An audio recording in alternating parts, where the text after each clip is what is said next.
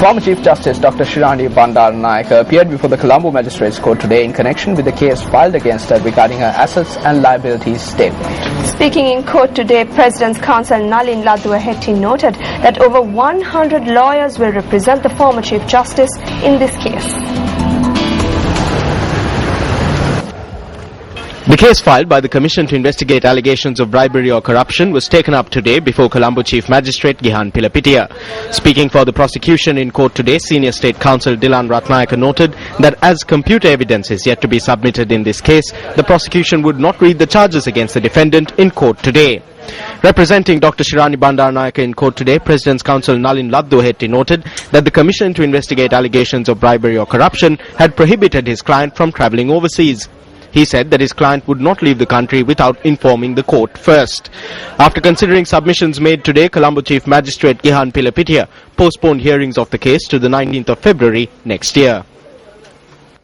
විධායක කමිටුවේ පමණක් නෙවෙයි බා කවුන්සිලේ පමණක් නෙවෙයි පිටරට නොයෙකුත් නීතිඥ සංගම්. In addition to our executive committee and the Bar Council, foreign lawyers associations also proposed to us that we observe proceedings to look into the response being made and to ensure that she receives justice. We have complete faith in the judiciary. We hope that justice will be served. අපි සහභාගී විය යුතු බවට යෝජනා කර සිටියා. අපි අධිකරණය කෙරෙහි සම්පූර්ණ විශ්වාසය තියෙනවා. එය එසේම වෙයි කියලා සාධාරණ ඉෂ්ට වෙයි කියලා අපි බලාපොරොත්තු වෙනවා. Now, Lucille Desiree Ball was an American comedian, model, film and television actress, as well as a studio executive. You may remember her from her much-loved sitcoms such as I Love Lucy, The Lucy Desi Comedy Hour, The Lucy Show, Here's Lucy and Life with Lucy. Tonight on Words of Wisdom, we take a look at Lucille Ball's thoughts on change.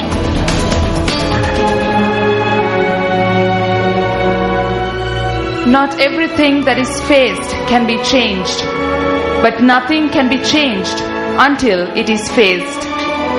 Lucille Ball.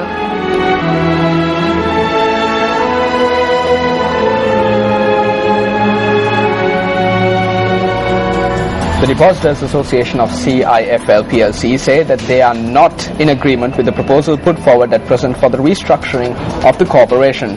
They point out that large-scale depositors will receive relief as a result of the current restructuring proposal, while the minor depositors, who make up a majority, will not receive any relief.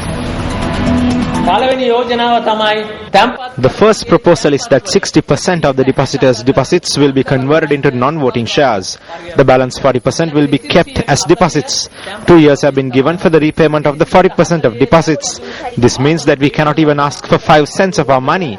It will take 7 years for them to repay our deposits. The shares that we have been given will not yield any short-term benefit. The ones who have invested small amounts will not benefit from this. But as I said before, those who have invested large amounts will reap benefits. The chairman of the Sri Lanka Broadcasting Corporation, Hudson Samarasinghe, informed all of you to invest your money in the CIFL Corporation. The state broadcaster reprimanded Sakwiti and said to invest in this corporation. A number of your listeners who deposited money with CIFL under your guidance are now in trouble. You may be able to hear their wailing. As a journalist, you are still silent.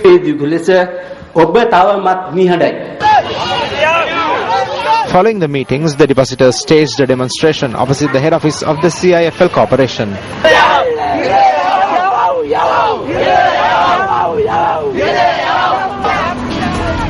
You're watching Newsfirst Primetime News here on MTV Sports. Up next is a look at Action TV. With the intention of transforming the country into a commercial hub, expressways are being constructed, main roads are being carpeted and rural roads resurfaced with concrete, while certain sections of the populace are still relying on precarious modes of transportation. People from the villages of Mihitiya, Alavatta, Katukala and Gorahena, including these children, most cross the Kaluganga in order to meet their daily needs. These hoardings bear testament to the fact that the powers that be are aware of this. While such hoardings are important to disaster management, a country needs a program that extends beyond this to disaster prevention. 3 people were killed when the ferry from the Mihite Pier to the Alavatta Pier on the opposite bank of the river capsized on the 2nd of June. This prompted promises being made by prominent politicians that a bridge would be constructed at this location. However, these people are well aware that such promises have proven to be hollow in the past. In an era when even flyovers are being constructed as part of the road network development program, the request of these people is one that can be fulfilled with minimal cost. It is risky today, so they will not go to school. The teachers call them when they go the next day.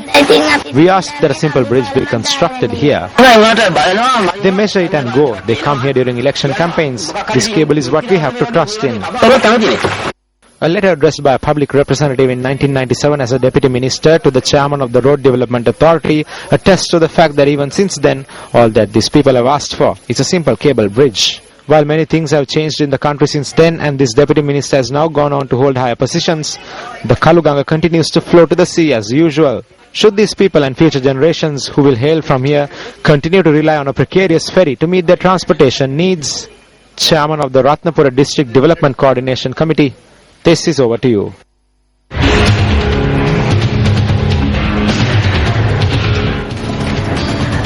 The Supreme Court has approved a circular which makes it compulsory for Sri Lankan women hoping to work abroad as domestic aides to submit a family background report. Now, the Supreme Court approved the circular today, issuing its verdict on a petition filed by several foreign employment agencies challenging the circular in question.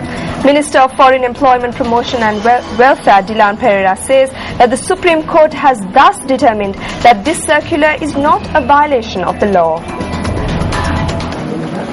2 months ago, I issued a circular saying that all housemaids who are going abroad for employment should submit a family background report to the Foreign Employment Bureau before their departure. There were a lot of protests against this circular. The Foreign Employment agent in fact came and picketed outside my office, and they even wanted the minister to get out of office. So ultimately the agents through a party went to the Supreme Court asking that this circular be stopped. But the Supreme Court of Sri Lanka, we are very happy to announce, today took a decision headed by the Chief Justice that the circular is in accordance with the Constitution of Sri Lanka. The Constitution of Sri Lanka very clearly states that any policy decision taken by the government should take care of the family unit and the future security of the children of this country. On to business news tonight. Official government statistics reveal that tourist arrivals during the month of August have risen by 26%. According to data released, the number of tourist arrivals stood at 100,224 in August. Now, a majority of the tourists have arrived in the island from the Asia region, including India and China. The data reveals that over the past 8 months, a total of 711,449 tourists travelled to Sri Lanka, which is an increase of 14.3% compared to the same period last year. On to more local news now. The British High Commissioner to Sri Lanka, John Ranking, visited Batticaloa today.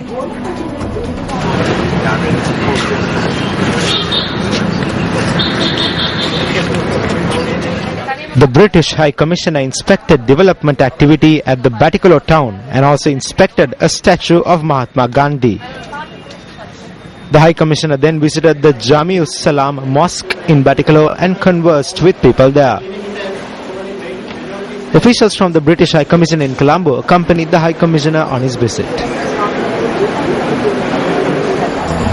Newsfirst reporter Upul Mahesh from Ampegama sent in this report today on an abandoned building in the area.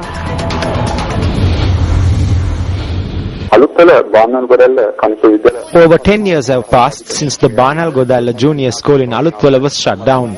The building is falling into ruin at present and is being used for nefarious activities.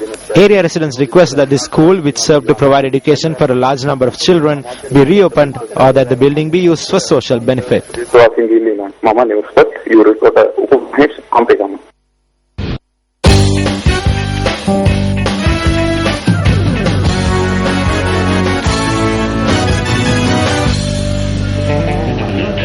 Dinuda Abesekara of Royal College Polonnaruwa set 2 national weightlifting records today at the All-Island Schools Weightlifting Championships. Now, the championship was held at the Dhirananda Central College in Pilimatalawa.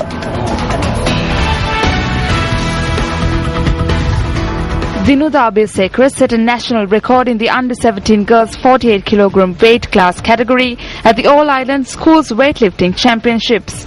She lifted a weight of 62 kilograms under the snatch method to eclipse the record of 61 kilograms held by D.D.H. Gomez of the Sri Lanka Air Force. Dinuda lifted a total weight of 135 kilograms today to break her own national record for the total weight lifted. The 91st National Athletic Championships commenced today at the Sugathadasa Stadium in Colombo. Kazun Kallara of the Sri Lanka Navy won the men's 200 meters, while Jani Chaturangani Silva won the women's 200 meters. Soumya Suryapala won the women's high jump after defeating D.K. Ranasinghe, who was a gold medalist at the South Asian Games. Soumya cleared a height of 1.78 meters. I am a business promotion manager. I am also a Newsfirst view reporter. Register now 0114 896 896. Newsfirst, you report. You see it, you report it. And with that, we conclude today's primetime news. For the Newsfirst team, I'm Shanali De Silva. And I'm Rameshwar Galbandara. Good night. Newsfirst at 9.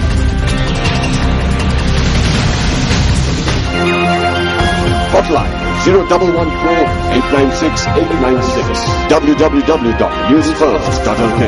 Feedback at newsfirst.lk.